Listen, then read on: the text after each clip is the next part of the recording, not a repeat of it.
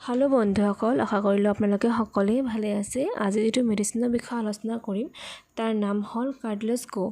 Cartilage মানে হল আমাৰ বোন আৰু জয়েনৰ মাজত যেটো মানে ফ্ৰিকুৱেন্টলি ইউজ কৰা এটা ইলাষ্টিচিটি আছে হেতু কাৰ্টিলেজ বুলি কোৱা হয়। তো নামৰ থ্ৰু দি ইন্ডিকেট কৰি আছে যে এটো বোনো নহলে জয়েনৰ প্ৰবলেমৰ কাৰণে ইউজ কৰা এটা মেডিচিন হয়। মানে যেতিয়া হাড়ৰ বিষ হয় হেবোৰ ৰিমুভ কৰিবৰ কাৰণে এই মেডিচিনটো বেসিক্যালি ইয়াৰ উপৰিও আমি এই মেডিচিনৰ বিষয়ে ডিপলি আলোচনা কৰিম। তাৰ আগতে আমি চাই লওঁ ইয়াৰ প্ৰাইচটো কিমান। মূল্যটো হল 973 रुपीस আৰু only okay এই মেডিচিনটো আপোনালোকে ইণ্ডিয়াৰ সকলো ফাৰ্মাসীতে আপোনালোকে পাই যাব। অনলাইনৰ পৰা পাৰচেজ কৰিব পাৰে আপোনালোকে যদি খোজে। আৰু এই মেডিচিনটো বেসিক্যালি ট্যাবলেট ফৰ্মতো পায় আৰু মাৰ্কেটত আপোনালোকে স্যাশে ফৰ্মতো পাব মানে পাউডাৰ ফৰ্মত।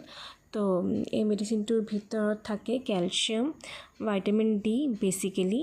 তো এই মেডিচিনটো ডক্টৰ ৰেডি দ্বাৰা ম্যানুফ্যাকচাৰ কৰা এটা মেডিচিন হয় যেটো বহুত ভাল কোম্পানী হয়।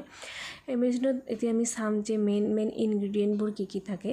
যেনেকৈ আপোনালোকে স্ক্ৰিনত চাব পাৰে কোলাজেন হাইলুৰনিক এসিড আৰু ইয়াতে ভিটামিন ডি ভিটামিন বহুত ধৰণৰ ভিটামিন থাকে। ইয়াৰ উপৰিও ক্যালসিয়াম থাকে যেটো হাড়ৰ কাৰণে ইউজ কৰা এটা মেডিচিন হয়।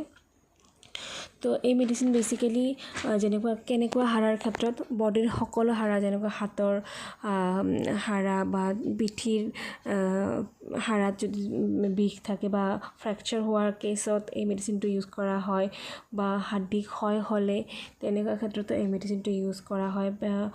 যেটো আমাৰ এনকেল বোন বুলি কও যেটো মানে আমি হিল পিন্ধাৰ পিছত যেনেকুৱা বিষ কৰে তেনেকুৱা ক্ষেত্ৰতো এই মেডিচিনটো ইউজ কৰা হয়। তো এই মেডিচিনটো বেসিক্যালি ইয়াতে থাকে ক্যালসিয়াম আৰু ভিটামিন ডি ডেফিচিয়েন্সি কাৰণে যেটো ইউজ কৰা হয়। এই মেডিচিনৰ কাৰণে এই হেবোৰ বেমাৰৰ কাৰণে এই মেডিচিনটো ইউজ কৰা হয়। এই মেডিচিনটো ৰেড মাৰ্কিং কৰা এটা মেডিচিন মানে আপোনালোকে নিজৰ সেলফ প্ৰেসক্ৰিপচন কৰিব নোৱাৰিব। ডক্টৰৰ প্ৰেসক্ৰিপচনৰ অনুযায়ীহে আপোনালোকে এই মেডিচিনটো ইউজ কৰিব লাগে নহলে ডেঞ্জাৰাস হোৱাৰ চান্সেস থাকে। তো ইয়াৰ উপৰিও এই মেডিচিনটো কেনেকৈ লব লাগে হেতুৰ বিষয়ে আমি কৈ আছো।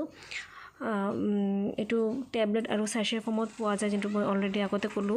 ট্যাবলেটটো কেনেকৈ লব লাগে কোন প্ৰথমে হেতু বিষয়ে আলোচনা কৰিলো। ট্যাবলেট এটা দিনত এটাকে ল'ব লাগে আৰু আফটাৰ মিল ল'ব লাগে মানে খাদ্য খোৱাৰ পিছতে এই মেডিচিনটো ল'ব লাগে আৰু 2 পৰা 3 মাহ ভিতৰত আপোনালোকে ৰিজাল্ট পাই যাব। কন্টিনিউ ইউজ কৰিব লাগিব 2 পৰা।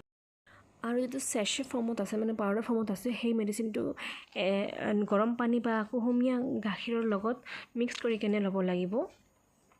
তো এই মেডিচিনটো আপোনালোকে ইউজ কৰাৰ পিছত ইফেক্টিভলি মানে ফিল হ'ব ইফেক্টিভ ৰিজাল্ট দেখাব। তো আপোনালোকে ফিল হ'ব যে এই মেডিচিনটো ইউজ কৰি আমি ভাল পাই আছো বুলি। সো আজিলে ইয়ালে সামৰিলো। নেক্সট ভিডিঅ লগ পাম। তেতিয়ালৈ সুস্থ থাকক ভালে থাকক। ডোন্ট ফৰগেট আৱাৰ ফান্ডা always spread up don't spread virus. So by.